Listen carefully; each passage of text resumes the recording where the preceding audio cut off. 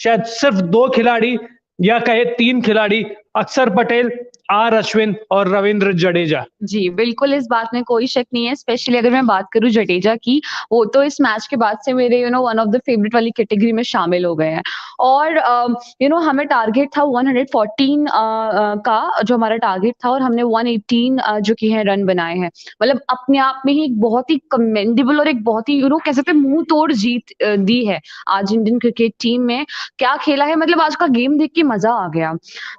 बहुत ही ज़्यादा interesting game था जिस तरीके से खेला है और प्लेयर्स ने एक बार फिर से बता दिया है कि हाँ, वो कितनी ज़्यादा फ़ॉर्म में हैं और कितना ज़्यादा एनर्जेटिक हैं वो अभी भी और हमारी कंट्री को जिताने के लिए वो कुछ भी कर सकते हैं। और जडेजा की अगर मैं स्पेसिफिकली बात करूँ तो मतलब मज़ा आ गया, बहुत ही अच्छा लगा।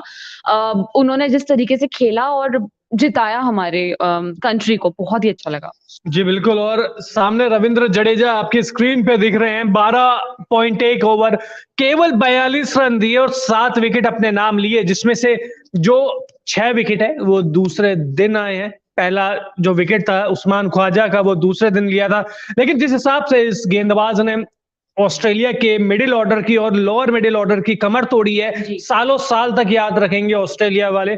और अश्विन की भी तारीफ होनी चाहिए, क्योंकि अश्विन ने जो ऑस्ट्रेलिया के टॉप क्रम या टॉप ऑर्डर बल्लेबाजों को जिस तरीके से आउट किया, जिसमें लबुशेन, माफ कीजिएगा, ट्रेविस हेड, स्टीव स्मिथ जैसे बड़े बड़े नाम उनमें शामिल है, और एक नींव रख दी। एक समय भारत आसानी से ये टेस्ट मैच दिख रहा था कि पिछड़ रहा है जब दूसरा टेस्ट मैच शुरू हुआ, लेकिन उसके बाद जब तीसरा दिन शुरू हुआ, पहले ही ओवर से कारनामा शुरू करना स्टार्ट कर दिया भारतीय गेंदबाजों ने।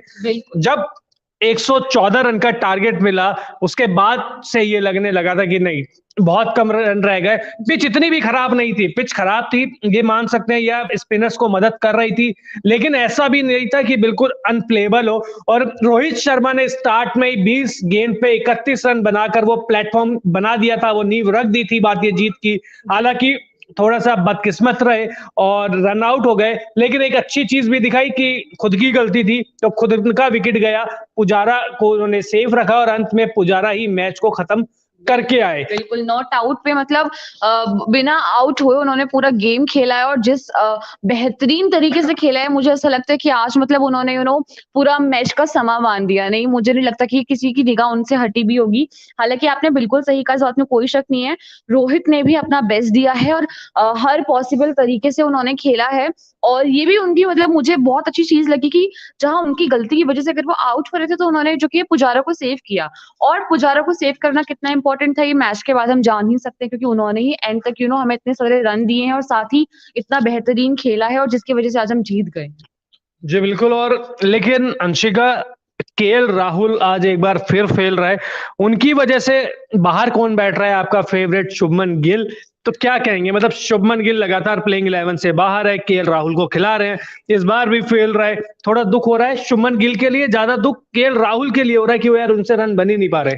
मैं सच बताऊं तो मुझे दोनों के लिए ही दुख है, बिकॉज केएल राहुल यार बहुत ज्यादा बेटर कर सकते हैं। जिस तरीके का उनका जो पास्ट परफॉर्मेंस रहा है उसके अगर बेसिस पे मैं बात करूं, केएल राहुल बहुत ज्यादा सक्षम है बहुत बेटर परफॉर्म करने के, और उन्होंने किया भी है, ऐसा नहीं है। लेकिन पिछले कुछ वक्त से उनकी जो परफॉर्मेंस रही है, जो रह रही है, वो बहुत ही ज्यादा डिसअपॉइंटिंग है।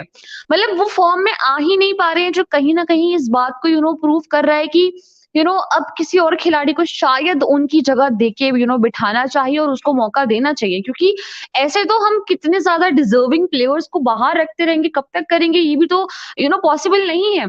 शुभमन गिल ने कितना अच्छा खेला है, कितना बेहतरीन खेला है, हम सब जानते हैं। और इस उम्र में उन्होंने खुद का ऐसा नाम बना लिया और इंडियन क्रिकेट टीम के अंदर अपनी कैसी जगह बना ली है, जिस बात में मतलब मुझे नहीं लगता कोई शक है। और आज उनके कितने ही फैंस और कितने ही लोग उनको इंडियन क्रिकेट टीम में देखना चाहते हैं परमानेंटली। लेकिन जस्ट बिकॉज अभी जैसे आपने कहा भी केएल राहुल की वजह से शुभमन गिल बाहर है, और उसमें भी केएल राहुल प्रॉपर परफॉर्म नहीं कर पा रहे हैं। वो तो पुजारा, रोहित, इन लोगों की मेहनत की वजह से आज हम जीत गए। लेकिन वाकई में ये जो था, ये हमें बिल्कुल डाउनग्रेड भी कर सकता था। हो सकता था कि आज हम इस वजह से हार भी जाते, बिकॉज जब आप गेम खेल रहे हो, जब आप मैदान में हो, एक रन, एक विकेट आपके लिए बहुत ज्यादा इंपॉर्टेंट हो जाता है।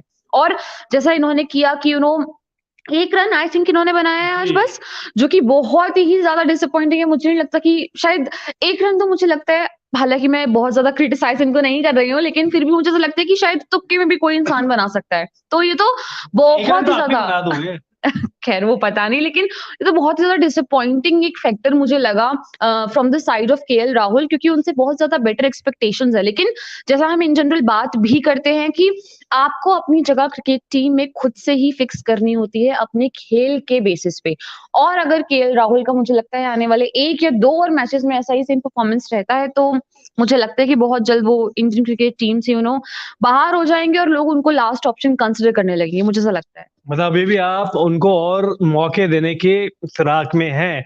टीम मैनेजमेंट की सोच आपसे काफ़ी मिलती है। लेकिन अगर इस टेस्ट मैच की पूरी बात की जाए तो देखिए, इस टेस्ट मैच की सबसे खूबसूरती ये थी कि भारत बार-बार इस टेस्ट मैच में पिछड़ा है। जी। पहले में पारी में ऑस्ट्रेलिया ने 263 रन बनाए, ठीक है। भारत उसके बाद 139 रन पे 7 विकेट हो गया था। वहाँ से अक्षर पटेल और अश्विन की पार्टनरशिप होती है, 262 तक पहुँचते हैं। उसके बाद जब ऑस्ट्रेलिया दोबारा से बल्लेबाजी के लिए आते हैं तो 61 रन पे 1 विकेट होता है। वहां से लगता है यार नहीं, ऑस्ट्रेलिया थोड़ा-सा अगर 200, 250, 300 तक बना गया तो भारत के लिए मुश्किल खड़ी हो जाएगी। लेकिन वहां से एक ऐसा सिचुएशन बन गई जी। कि एक तरफा मैच हो गया।